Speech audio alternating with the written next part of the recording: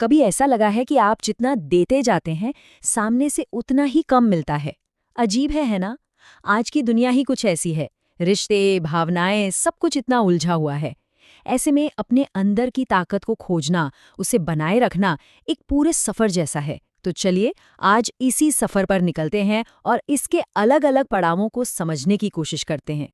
और ये सफर शुरू होता है एक कड़वी सच्चाई से, जो यहाँ लिखी भी है, और मुझे लगता है हम सब ने इसे कभी न कभी तो महसूस किया ही होगा। मतलब बड़ी अजीब सी बात है कि जब आप किसी को दिल से पूरी ईमानदारी से अहमियत देते हैं, तो अक्सर लोग उसे आपकी कमजोरी मान बैठते हैं। तो फिर सवाल ये उठता है कि भाई ऐसे में किया क्या जाए? अपनी भावनाओं और अपनी सेल्फ रिस्पेक्ट, इन दोनों के बीच बैलेंस कैसे बनाया जाए? बस यही सवाल है जो हमें अपनी अंदरूनी ताकत को खोजने के इस सफर पर आगे ले जाता है। तो इस सफर का जो सबसे पहला, सबसे जरूरी पड़ाव है, वो है अपनी खुद की कीमत को पहचानना। देखिए, सीधी सी बात है, जब तक हम खुद अपनी वैल्यू नहीं समझेंगे, तो दूसरों से इसकी उम्मीद कैसे कर सकते हैं? तो शुरुआत हमेशा खुद से ही करनी होगी। और अपनी कीमत पहचानने का मतलब क्या है? इसका सीधा सा मतलब है उस जगह से चुपचाप हट जाना जहां बार बार अपनी इंपॉर्टेंस साबित करनी पड़ रही हो। सोचिए, अगर किसी को ये जताना पड़ रहा है कि वो जरूरी है, तो इसका मतलब तो यही हुआ ना कि सामने वाला शायद उस बात को समझने के काबिल ही नहीं है। तो सवाल ये है कि वो कौन सी संकेत है, कब समझना चाहिए कि अब पीछे हट जाना ही बेहतर है? जब किसी की भावनाओं को बार बार नजरअंदाज किया जा रहा हो, जब किसी और के लिए उसे इग्नोर किया जाए, या जब किसी रिश्ते में खुद की अहमियत कम लगने लगे, जब ऐसा महसूस हो कि कोई आपको फॉर ग्रांटेड ले रहा है, आपकी कोई वैल्यू ही नहीं है, बस वही वो मोमेंट है जब अपनी सेल्फ रिस्पेक्ट के लिए एक कदम पीछे ले लेना बहुत जरूरी हो जाता है। अच्छा, जब एक बार हम अपनी वैल्यू समझने लगते हैं, तो अगला स्टेप आता है आज के ज़माने के रिश्तों की सच्चाई को समझना। क्या आज भी रिश्ते वैसे ही हैं जैसे पहले होते थे? शायद नहीं। चलिए जरा इस हकीकत को भी देख लेते हैं। देखिए, एक बहुत बड़ा फर्क आ गया है रिश्ते निभाने के तरीके में। एक ज़माना था जब रिश्ते दिल से निभाए जाते थे, जहां भावनाओं की कद्र होती थी। लेकिन आज ज़्यादातर रिश्ते दिमाग से चलते हैं। मतलब फ़ायदा कहाँ है, सहूलियत किस में है?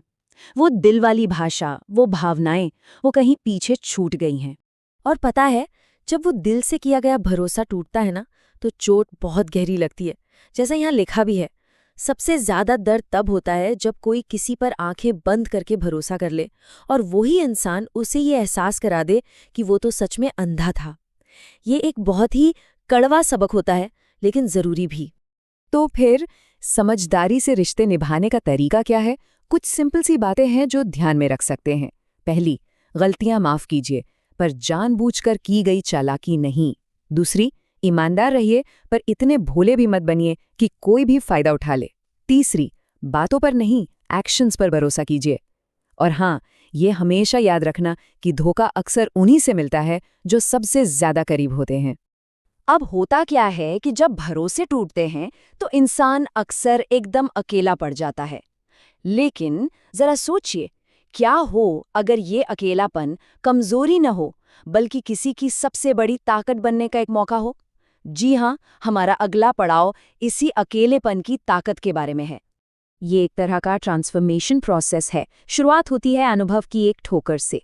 चोट लगती है, उस दर्द के बाद इंसान एकदम चुप हो जाता है, खामोशी में चला जाता है और बस सोचता है।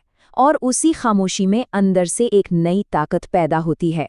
फिर जाकर सही और गलत का रास्ता बिल्कुल साफ दिखने लगता है। कहते हैं ना कि सलाह के 100 शब्दों से ज्यादा अनुभव की एक ठोकर इंसान को कहीं ज्यादा मजबूत बना देती है। और ये बहुत बहुत गहरी बात है। जब इंसान अकेला होता है ना, तो वो किसी और के नहीं बल्कि अपने ही सबसे ज्यादा करीब होता है।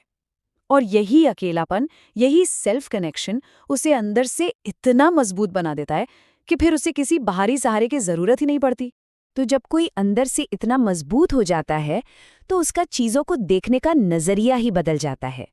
और यहीं पर एंट्री होती है कर्म और बैलेंस के विचार की। ये कुदरत का एक ऐसा नियम है जो बताता है कि हम जो भी करते हैं वो घूम फिर कर हमारे पास वापस कैसे आता है। ये एक बहुत ही पावरफुल सिद्धांत है जो हमें सिखाता है कि बाहर की दुनिया में चाहे कितनी भी नेगेटिविटी हो, अपने मन की शांति कैसे बनाए रखनी है।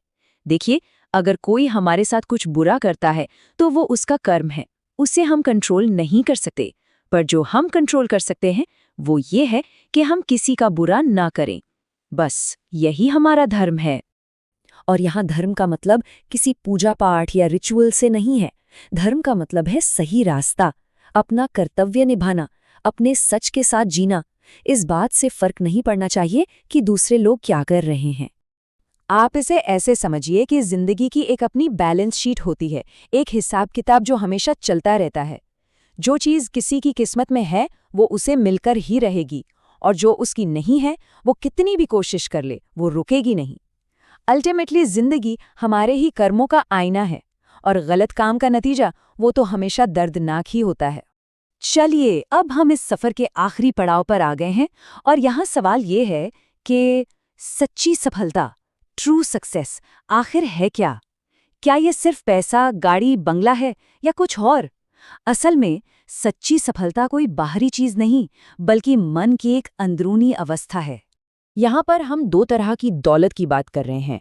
एक है धन यानी पैसा, ये आपको ईगो दे सकता है और चीजें इकट्ठा करने की होड़ में लगा सकता है। दूसरी तरफ है मन की संतुष्टि यानी कंटेंटमेंट, ये अंदर से विनम्रता और शांति लाती है, ये आपको सुकून की तरफ ले जाती है। तो एक मीनिंगफुल लाइफ जीने का ब्लूप्रिंट क्या है? कुछ ज़रूरी बातें हैं। दुनिया की सबसे बड़ी ताकत है आपका इनर बैलेंस। तेज़ रफ्तार से ज़्यादा ज़रूरी है सही दिशा। सिर्फ हार्डवर्क नहीं, स्मार्ट वर्क सफलता दिलाता है। और आखिर में विनम्रता इंसान को उठाती है और अहंकार गिरा देता है। और अंत में इस पूरी बातचीत का, इस पूरे सफ़र का जो निचोड़ है वो इस एक लाइन में है। खुशी का असली सोर्स पैसा नहीं बल्कि मन की संतुष्टि है। जो इंसान अंदर से कंटेंट है असल में वही सबसे सुखी है। तो इस पूरी यात्रा के बाद एक सवाल सोचने के लिए रह जाता है।